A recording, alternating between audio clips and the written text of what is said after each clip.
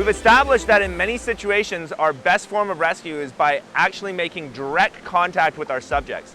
We can do this using a variety and combination of methods. We might be able to do that by paddling to our subject. Perhaps we'll use our swimming skills to swim out to our subject. Or we may use a variety of different wading skills to be able to walk through shallow water to be able to get right out and grab onto them.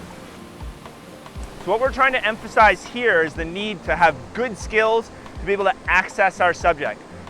So I think a good access drill that people can practice is something like what we've just set up here. Pick an eddy, which is a bit challenging to hit. Get out of your boat, move upstream, wade, leap, swim. Get used to that type of movement and those type of techniques, because if we practice those when we have the opportunity to, before we actually have a problem, we'll be that much better prepared and that much better skilled when we actually need to use it for the real thing. We all know that it's very important when we're in fast-moving water to keep our feet up.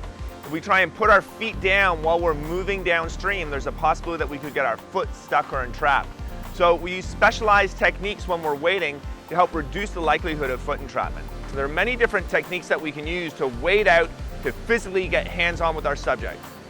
These techniques include a single rescuer crossing with a paddle, or perhaps getting a team of people together doing what we refer to as a line of stern, with the front person being our biggest eddy maker using a paddle, and the others following along behind providing support for our first person. We can switch from a line of stern to a triangle of support. Triangle of support generally works better for people of equal size. When we start making our crossing, they're all facing towards each other. We can perhaps have our triangle of support tethered, or we can get a large team together and wade out to our subject using a technique called a wedge. Whenever we're in and around the riverbank, one of the things that we want to include is some form of downstream safety. We want to try and put in multiple types of downstream safety from multiple locations. So instead of putting 5 people standing in the same place, all with a throw bag, we're better to spread them out to different parts of the river and also mix up the type of safety that we're going to use. Have a live bait team, have a strong swimmer, have a couple of throw bags, maybe have someone in a boat. That way, if one system ends up failing, we don't just fail at the same thing multiple times.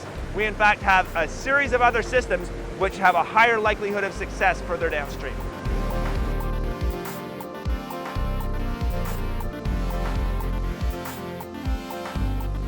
Remember, it is always best to make direct contact with the rescue subject. This can be done by paddling, swimming, and wading. Wading techniques include one rescuer with paddle support, line of stern technique with a small group, triangle of support with a small group of same-sized people, and wedge formation with a larger group. In all river rescue situations, it is important to set up downstream safety.